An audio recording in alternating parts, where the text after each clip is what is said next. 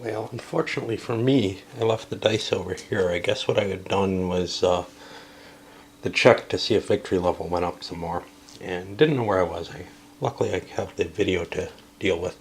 So what I'm going to do is take a basic activation over here. I had a failure in the attempt to grow this, and that still decreased his command rating. So he's beginning to look like a shaky unit, in the sense that I need to withdraw and do some recover actions.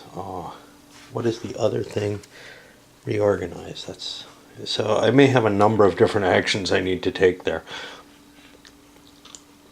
to try to prepare for battle again. But the problem is, of course, that'll let this force recover more quickly if you're the one who initiates the withdrawal. But I'm in the worst shape already, so I kind of have to.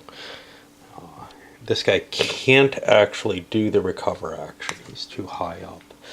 Okay, so what I'm doing with this is I'm going to activate this to bring it back up, and that's going to shoot everybody's actions up a point. Now what? I could do a rally action, try to get troops back. I don't know if it's just from one unit that if that happens. That would make sense. I'd have to look that up. Otherwise,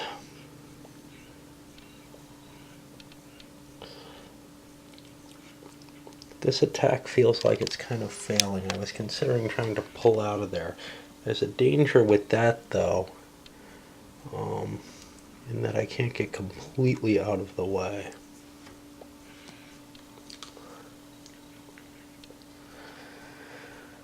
Whew. See, I'd like to park them back here and let the infantry move into place. So that's, I think, what I'm going to go for. I need a 7 on a continuation to get them. I get that. It'll give me 7 activations, and I'm going to start withdrawing.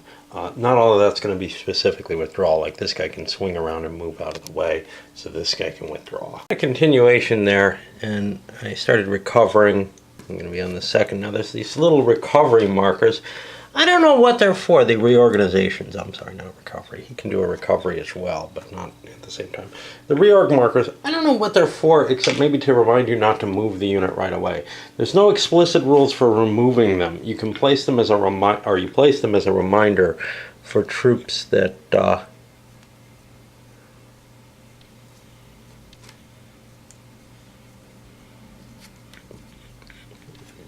but it doesn't really specify what kind of reminder or whether it's going to have any kind of later effect.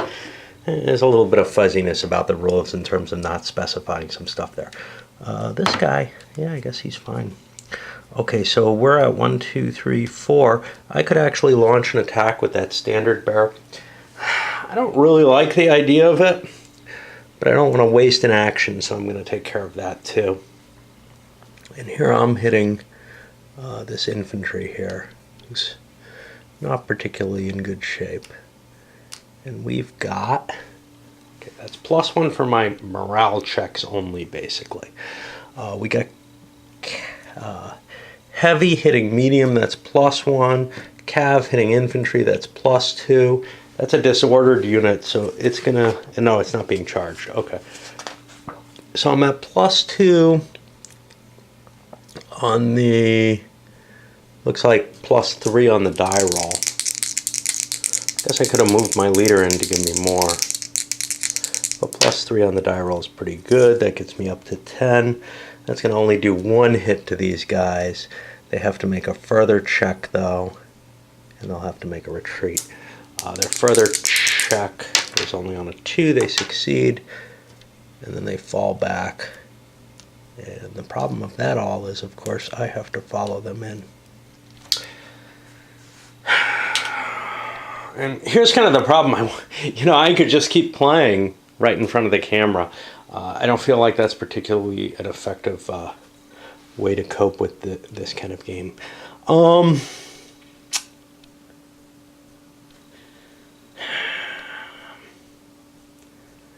going to go for my infantry.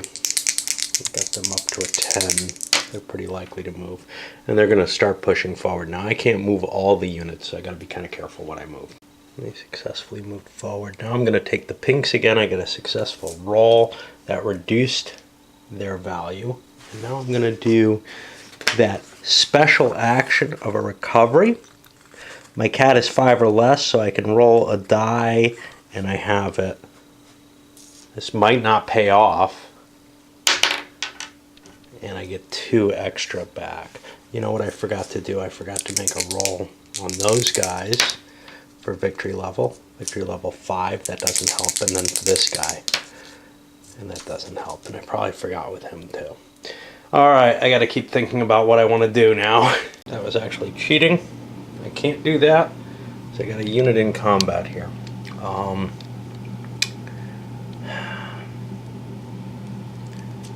just withdraw him and I'll make another roll. This time at 5. Probably end up handing it off. Yeah. So I'm down to 4 and I've handed off a basic order over here. So now we followed up with that kind of recovery where, I don't remember if it's the right, I think it's recovery, where this came forward after he activated one of these and then had a failure trying to activate his red-banded Pitigliano, his forces. I really wanted to swap out some of the damage stuff on here.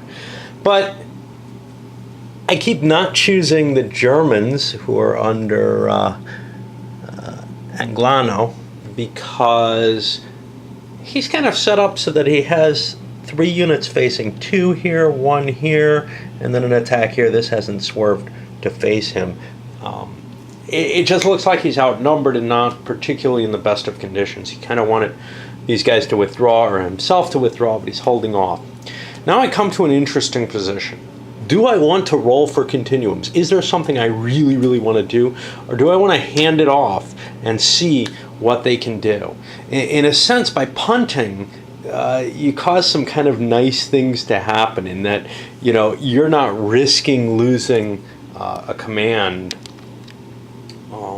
But on the other hand, maybe there's stuff you really want to have happening on the field at the same time. And that's really where the hard call comes. I don't know which way I'm going. See, I could launch another attack with these Pinkos and actually get a charge in. All right, they're going to go for it. And they get their activation. They're going to have 7, and we're going to be launching another wave of charge, trying to break this cav line here for the most part. Okay, after pushing in here to some good effect, but you know, I was kind of hoping to clear the way. It didn't happen. Got a fired marker here. This is a crossbowman, so he's not going to recover until he gets an activity, which may be a reason to give him an activity. Now I'm going to try the Tradimento and the Guelph Cavalry of Firenze. That'll be this guy. He's got the little Guelph symbol on him. I'm sorry. I thought these were the Ghibellines. I can't keep track of who's who. I wish they said on something who's who. Now, let's take a look. The Florentine Ghibellines in the Guelph army. I have no idea. Okay.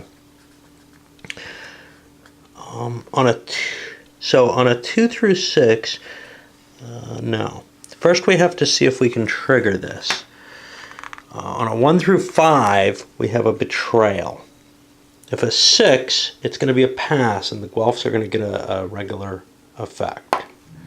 Okay, so we get the effect.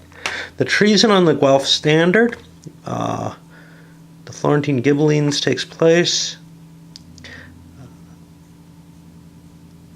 We roll a die on a 2 through 6. The standard's eliminated from play with all the consequences. And on a 1, the Ghibellines will be destroyed without any consequences. Okay.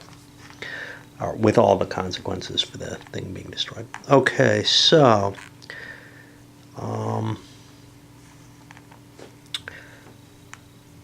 now it takes hits equal to a die roll as well, which is going to be 3 cohesion hits. These all count. This is destroyed. 3 hits here. So we're going to get 1, 2, 3. Ah, shit. 1, 2, 3 levels of victory. One of these. And now we can go for a continuation as well. Now, I don't think this was a normal activation, which means we don't have to worry. I'm missing somebody from that chart. I should have Aras on here just in case when I want to bring him in. Now he's available to come in, but he counts as in reserve still. And I can't bring him in until a normal activation. Now I can continue fighting. I'm going to have to think of what I want, but this has gone away. I don't know where it is. It's somewhere. It doesn't really apply anywhere because of this situation, so I had better do something now. Jeez, I gotta think.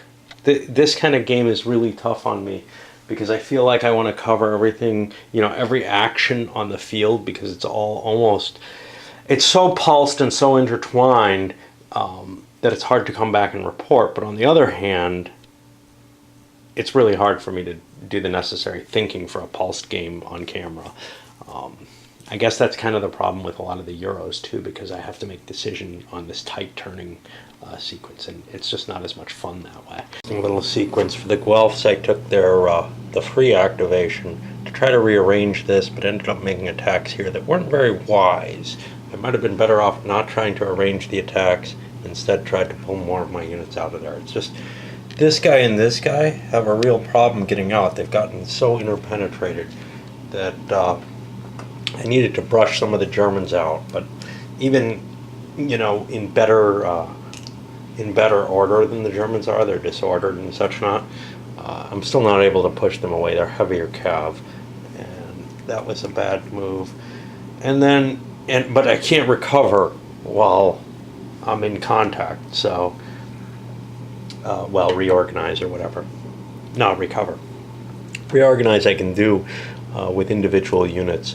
And then I swung it to an initiative roll here and got trumped by this guy back here. And this is what's kind of cool about this guy. I think I'm saving him for trumping. And likewise, maybe with this guy if I bring him in. Just because they have a fair amount of actions, but not a lot that they can really do. Especially this guy halved. His total was 9. Half that gave me 4 points. That was enough to move 1, 2, and 3, 4, because this I think was out of range. It was probably in range then. It's out of range now, which means I'm going to have to pay double for moving it. And that puts the initiative, you know, back into the Ghibellines if they want to roll for it. I'm kind of happy punting in a lot of ways, just because there's not much effective use that the Guelphs can do. On the other hand, I could bring in my new unit. I would get a whole bunch of bonuses off that. No, I can't. I need... See, that's why I want to punt, is I want them to fail naturally so I can bring that in. So I got to think a little more again. Advantage to rolling for continuation. So I made 2 attacks with keeping things in your own initiative. 2 attacks with this Aldobrand's force. And, you know, not a lot of damage done. I killed 1 unit, but I managed to roll under an 8 after my activation, which pushes the victory level to 9. I'm only 3 away from winning the game, as it were. And right now, there's still no hope of things ending in a draw, because this guy's active now, so that's 16. I'd have to roll a 16 or greater at this point on an activation roll. And as long as I keep the activations on my side as the Ghibellines, I'm going to keep rolling against this good victory level. So I feel almost like if I do succeed in another activation at this point, I don't think he's facing this way, the Guelphs are going to have to try to trump in. Point in the battle where the Guelphs had to trump in after the Germans withdrew, I couldn't use these guys to any effectiveness. I tried a continuation with them. I used these, moved them forward, then I did it in the wrong order basically, but I needed to trump in, so I needed to do this. I could have just passed, but the problem with passing is what ended up happening when I gave them an opportunity to take an activation. Their victory level is up to 11. One more successful die roll, one more successful end of an activation, and they win the game. And this force is gone. It's just gotten a continuation, so it's actually on the second. And there's almost no chance, right, that the game's not over here unless I can trump in. So I've got to trump in again. I'm going to try to go with these guys with their 7, I guess. And I do not get it. That drops them down.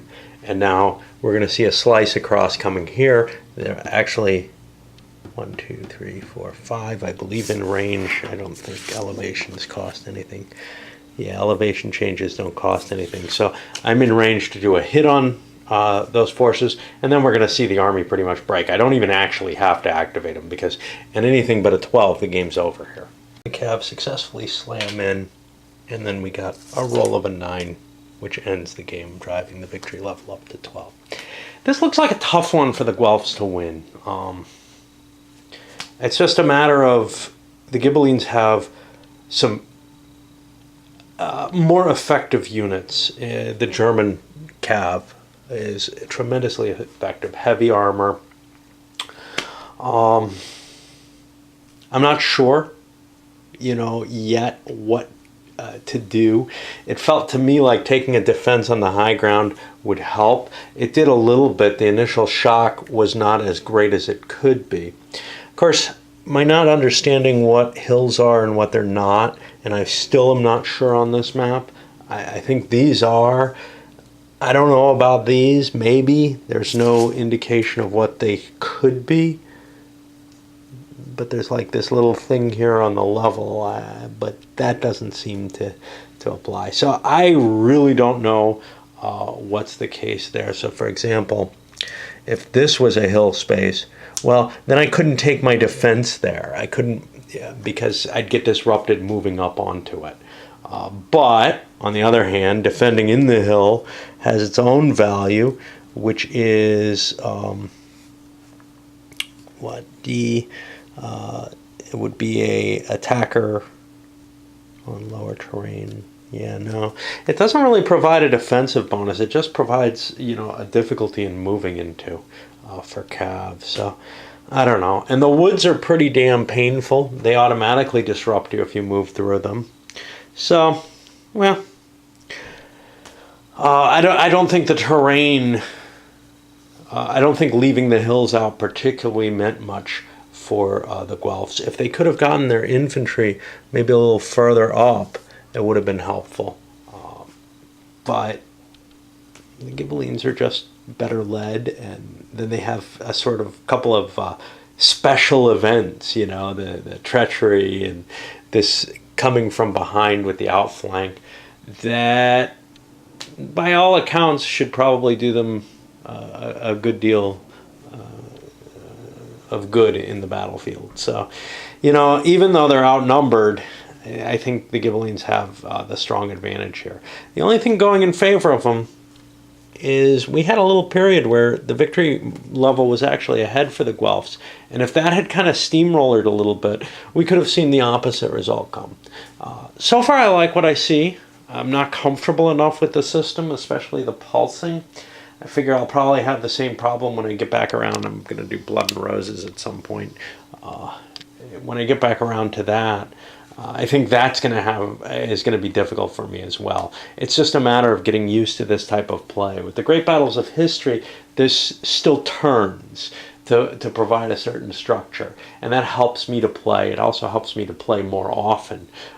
For example, with this, I wander away halfway through a turn.